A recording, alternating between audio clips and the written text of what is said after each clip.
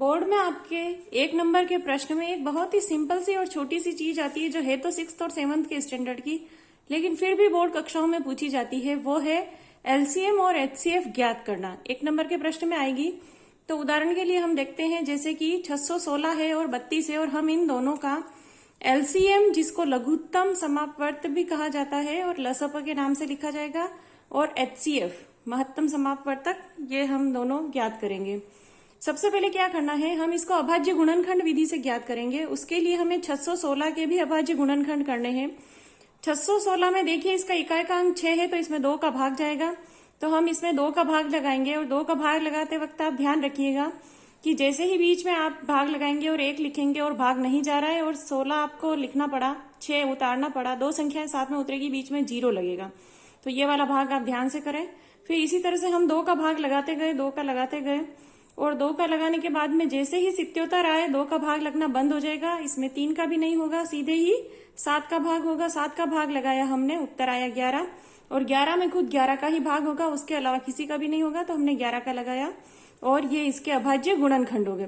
इसी तरह से 32 का तो बहुत आसान है, हम 2 का भाग लगाते जाएंगे, 2 का होता जाएगा लास्ट तक, और जो उत्तर आया वो लिखते गए और लास्ट में 1 आ गया, अभाज्य गुणनखंड हो गए इसके। तो 616 के जो भी अभाज्य गुणनखंड हुए यहाँ हमने लिख लिए हैं, और 32 के जो भी आए वो भी हमने लिख लिए हैं। अब आगे का प्रोसेस शुरू होता है, लसप कैसे ज्ञात करना है, एलसीएम। एलसीएम में आपको क्या करना है कि सारी संख्याएं लेनी है, जो संख्याएं दोनों में सेम है, वो जिसमें ज्यादा आ रही है वो लेनी है हमें। जैसे इसमें भी 2 है, इसमें भी 2 है, तो 2 इसमें अधिक बार आ रहा है तो हम ये वाले सारे 2 ले लेंगे। उसके अलावा भी जो संख्या बची 7 है, 11 है, जो भी संख्याएं बचेगी वो हमें लेनी है, और जो सेम संख्याएं मिलेगी वो अधिक बार जिसमें आ रही है वो सारी लेनी है। तो इस तरह से सारी संख्याएं लिखने के बाद में इनका हमने गुणा किया, तो ये गुणा आया 2464।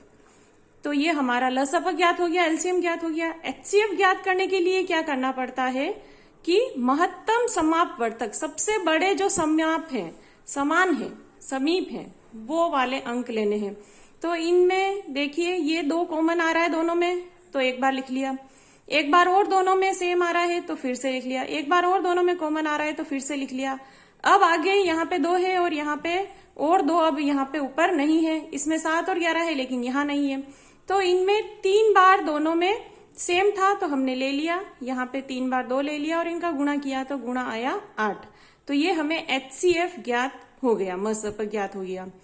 तो अगर आप मसप और लसप अच्छे से सीख जाएं करना, हल करना, तो इसी के आगे एक स्टेप और आगे क्या होता है, एक सूत्र भी है हमारे बोर्ड कक्षाओं में 10वीं क्लास में, वो ये है कि एलसीएम और एचसीएफ का जो हम गुणा करते हैं वो इन्हीं दोनों संख्याओं के गुणा के बराबर आता है। तो एलसीएम और एचसीएफ का हमने गुणा किया तो आया 19,712, और जब आप 616 और 32 का गुणा करेंगे तब भी आएगा 19,712।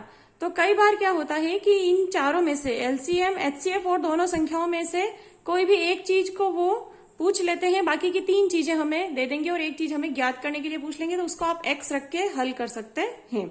और नहीं तो एचसीएफ, एलसीएम में से भी एक सवाल अवश्य आता है हर साल, तो आप इसको जरूर ध्यान से देख लीजिए। और आपके होमवर्क के लिए मैं देती हूँ 510 और 92 का आपको एलसीएम और एचसीएफ दोनों लिख के मेरे को मैसेज करना है, कमेंट करना है इसको हल करके, और इसको आप ध्यान से देखिए और इस सवाल का जो भी अंक आता है उसको हल कीजिए बहुत ही ध्यान से, और आपको ये अंक जरूर मिलेगा। और ट्राई कीजिए, कोशिश कीजिए, बार बार सवाल हल कीजिए। Thank you.